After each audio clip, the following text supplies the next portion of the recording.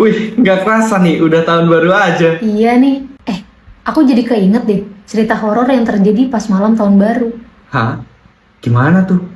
Jadi ini cerita yang dialamin sama si Cika pas malam tahun baru. Cika sama kakaknya dan 3 temannya ini lagi duduk-duduk gitu di teras rumahnya Cika. Kebetulan orang tuanya si Cika ini lagi pergi ke rumah neneknya. Jadi Cika tinggal di rumah sama kakaknya doang. Jadi mereka tahun baruan itu berlima. Kakaknya Cika sama 3 temannya Cika. Mereka di teras main kembang api sambil bakar-bakar gitulah pokoknya. Di situ juga tetangga-tetangganya Cika ada tuh di teras rumahnya masing-masing. Jadi cukup rame lah. Di situ mereka bisa lihat banyak kembang api gitu di langit. Di jam 10:30-an, Cika ini ngajak salah satu temennya untuk ngambil air nih ke dalam rumahnya.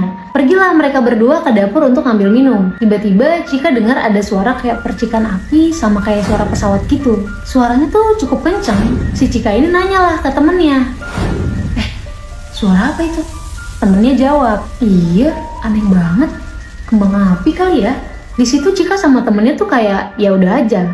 Mereka nganggep itu tuh suara petasan. Baliklah mereka berdua ke teras. Duduk-duduk lagi nih, ngobrol-ngobrol lagi. Pas di jam 12 tepat, di atas rumahnya Cika tuh banyak banget kembang api.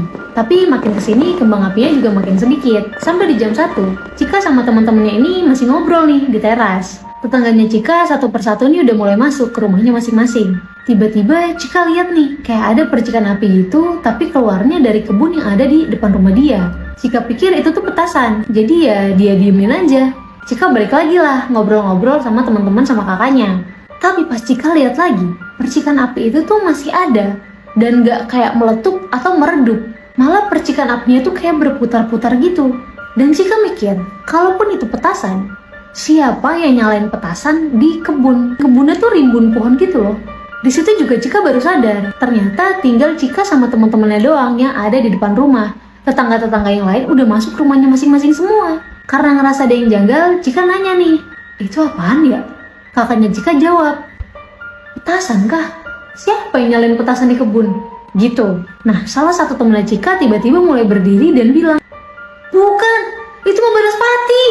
Di situ semua teriak sambil lari masuk ke dalam rumah. Dan Cika langsung kunci pintu. Mereka semua langsung masuk nih ke kamar si Cika. Dan semuanya mulai berdoa nih dalam hati.